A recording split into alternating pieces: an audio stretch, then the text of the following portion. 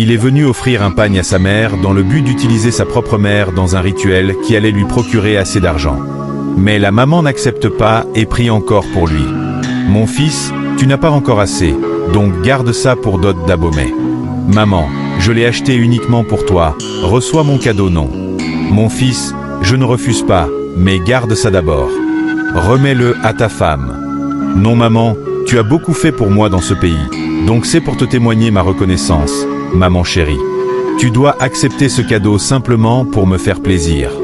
Ou bien tu trouves que c'est petit.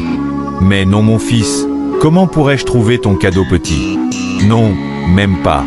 C'est juste que je me gêne encore pour toi. Je suis ta mère et je ne peux que souhaiter ton bonheur. Je ne veux pas que les gens du quartier parlent mal de toi. Prends soin de ta femme d'abord. Non maman. Comment toi, tu vas te faire du souci pour ce que les gens diront? Non maman, c'est ce cadeau que tu veux me refuser? C'est à toi de me dire de fermer mes oreilles. Mais maintenant c'est moi qui vais te dire ça? Mon fils, je suis plus âgé que toi, donc sache que je vois très loin, contrairement à toi. Les gens sont pleins de méchanceté. Non maman, écoute-moi. Tout le monde n'a pas la chance d'avoir un fils ou une fille qui va venir lui offrir des cadeaux. Et c'est grâce à toi, toi d'abord, ensuite Dieu. Parce que c'est ta prière que tu fais chaque matin pour l'évolution de tes enfants que Dieu a exaucé. Donc toi d'abord, avant ma femme. Il met le pagne dans les mains de sa mère, elle crie. Ai-je pardon? Je t'ai dit je ne veux pas. C'est quoi ton problème? Tu as quoi? J'ai dit non, je ne veux pas. Il y a assez d'orphelinats là-bas, va remettre en mon nom. C'est déjà moi. C'est quoi ton problème? Je ne veux pas, c'est ce que j'ai dit. Ou bien tu as besoin de coton-tige. Maman, prends STP. Je te dis de prendre, pardon maman. Il ne veut pas comprendre sa mère et se fâche encore. Or la maman a la foi en Jésus, ce qui la sauve de toute tentative. Aucune tentative ne triomphera dans sa vie. Attends, tu me prends pour qui? Tu veux m'obliger? Mais pourquoi? Toi aussi maman, comment refuser le cadeau de ton fils? Maman prends, je dois partir. Mais la dame n'a pas changé de décision.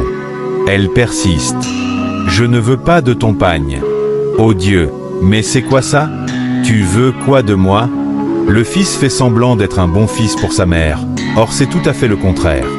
Il la force à prendre le pagne, mais Dieu veille sur la maman. Elle ne veut pas de ce cadeau. Elle refuse totalement. Il l'a vraiment forcée par tous les moyens, mais la maman refuse. Il s'est même agenouillé pour la supplier, mais la maman refuse encore.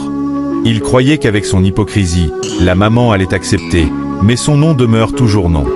C'est à ce moment qu'un prophète intervient dans leur conversation. Il voulait savoir ce qui se passe, mais il savait déjà tout. En regardant le fil, il dit « Toi, tu es venu ici pourquoi? Pour accomplir une mission? Mais pourquoi? Une mission comment? Toi et moi on se connaît où? Pourquoi tu n'as pas passé ton chemin? Qui es-tu? Tu viens d'où? Maman, c'est qui celui-là? » Et immédiatement, la dame se rappelle du prophète et commence à se rappeler comment elle l'a connu. Ils passaient tous et il a appelé son nom. Mais comment a-t-il pu connaître mon nom? Il s'approche d'elle petit à petit et dit « Où vas-tu? Où est ton fils ?» La dame était stressée et il commence par lui faire une vision. « Un jour, ton fils viendra vers toi pour t'offrir un pagne. Ne le prends jamais. » La dame dit « Comment? Tu me connais où? C'est mon fils, non? » Oui, je sais très bien. Mais ton fils ne veut plus te rendre heureuse. Il veut t'éliminer de cette terre. À ces mots, la maman ne se sent plus bien. Elle ne peut plus s'exprimer. Ce que je te dis, tôt ou tard tu verras ça comme ça. Mais comment refuser un cadeau de mon fils, monsieur? En tout cas, c'est pour te sauver la vie. Mais si tu veux mourir, tu peux le prendre. On ne se connaît de nulle part. C'est ton Dieu qui m'a chargé de cette commission. La maman est étouffée. Elle est perdue. Mais dis-moi, elle ne sait plus quoi dire. Tu dois être vraiment vigilante envers lui. S'il le faut, il est déjà dans des clubs misérables. Son but, c'est de te sacrifier pour avoir de l'argent. Et comment je peux faire maintenant? Tu ne peux rien. si ce n'est de refuser tous ces cadeaux, peu importe ce qu'il va t'apporter. Mais surtout un pagne. Parce que lorsque tu mettras ce pagne sur ton corps, ils auront acheté ton âme, tout simplement. Et ce sera après quelques mois qu'on te perdra. Ok, j'ai compris. Merci beaucoup. Et vraiment, les enfants aussi, hein, ta propre mère? La mère crie au secours. Il a mis sa tête dans quoi? Mon fils, tu peux m'aider? Tu peux m'aider à le retirer de ces mauvaises choses? T'inquiète pas, maman. Mais comment ne pas m'inquiéter? C'est mon fils. C'est ma fierté. Comment pouvons-nous l'aider? Le prophète la rassure de ne pas s'inquiéter pour le moment. C'est juste un message de Dieu pour veiller sur elle à cause de sa foi. Ne pas m'inquiéter. Comment? Ne pas m'inquiéter. Comment? Mon fils, c'est fini pour moi. C'est fini. S'il te plaît, allons prier pour lui, pour moi s'il vous plaît. Ils prennent la route et partent. C'est maintenant que la maman se rappelle du jour et du monsieur. Le monsieur dit: donc c'est toi, le fils sur qui je rêvais? Tu n'as pas pitié de ta maman? Une mère, c'est toute une vie. Elle t'a porté dans son ventre pendant 9 mois. 9 mois de souffrance, sans dormir. Et voilà que toi aujourd'hui, au lieu de la rendre heureuse, tu veux l'éliminer de cette terre? Dis-moi, tu as quoi? C'est quel argent tu ne peux pas chercher à la sueur de ton front?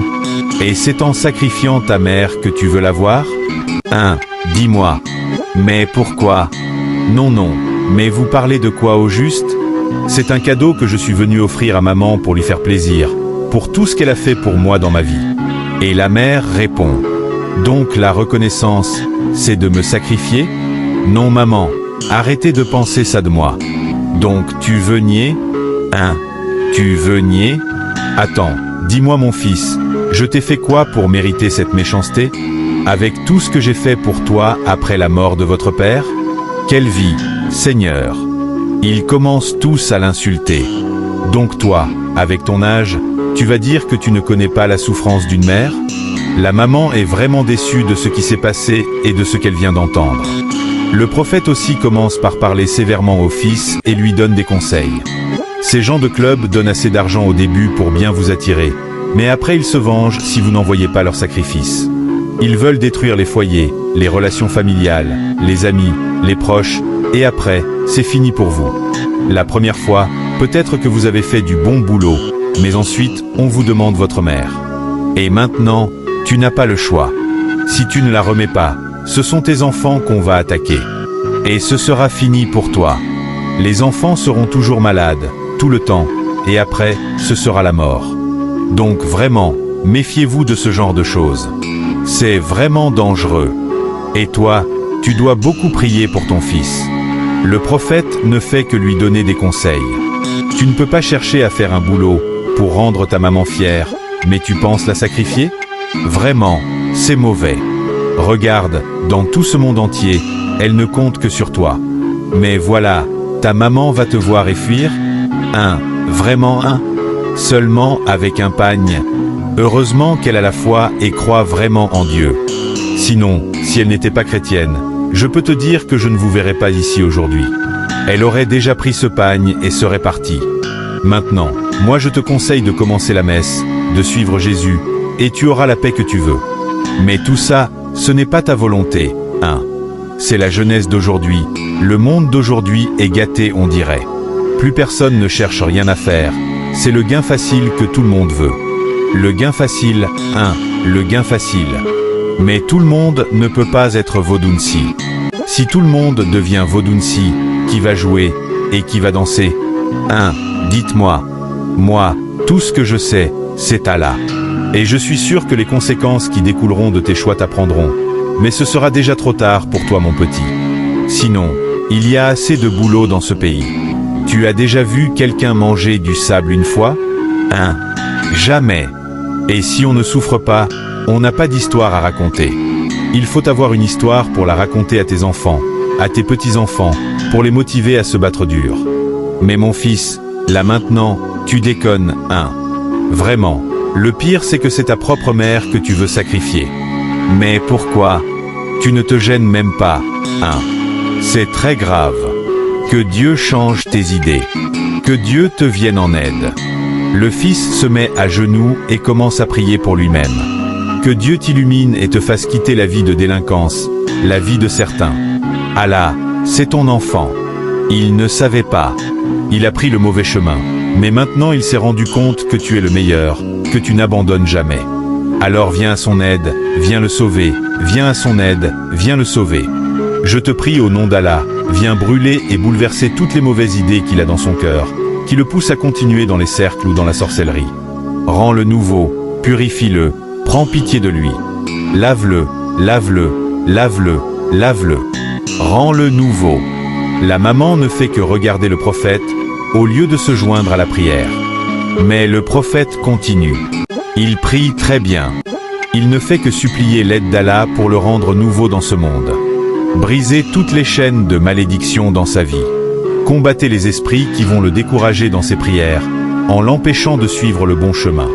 Que tout esprit de nuit soit combattu. Qu'il soit combattu. Qu'il soit combattu. Qu'il soit combattu. Au nom de Dieu, au nom de Dieu. Le mauvais esprit qui lui a donné l'idée d'amener sa mère, que cet esprit soit combattu au nom puissant de Jésus. Je sais que tu m'écoutes, Seigneur. Je sais que tu me reçois, mon Dieu. Il était naïf, mais il regrette maintenant. Alors pardonne-nous, car nous sommes pécheurs. Il veut être un nouveau chrétien. Recueille-le dans ta maison. Recueille-le, recueille-le, recueille-le. Il est maintenant dans la raison et veut un changement. Je prie au nom puissant de Jésus. Et maintenant, il lui dit, jette le pagne à terre. Il le jette vraiment. Et il recommence encore la prière. La mère reçoit. Amen. Amen. Amen, oh. Amen. Amen, Seigneur. Oh mon fils, oh. Merci Seigneur. Mon fils, oh. Maintenant, si tu continues, c'est fini pour toi. Ils vont te sacrifier toi-même. Mais sois béni au nom puissant de Jésus. Merci beaucoup Allah. Merci beaucoup d'avoir entendu ma voix. Je te remercie infiniment. Vraiment, merci. Vraiment merci. Change-le, change-le, change-le. C'est mon grand souhait. Merci Allah, merci beaucoup, merci encore. Maintenant lève-toi. Il se lève effectivement. Ton fils est libéré. Mais tu dois veiller à ce qu'il fasse toujours la prière avant de se coucher. Je pense que tu as compris, hein? Sinon, ils vont vraiment te déranger la nuit. Ils n'aimeront pas le fait que tu quittes subitement le club. Mais si tu veux t'entêter à ne pas prier avant de dormir, tu verras ce qu'ils vont faire de toi. Ça a toujours été comme ça. Mais si tu pries bien, c'est bon.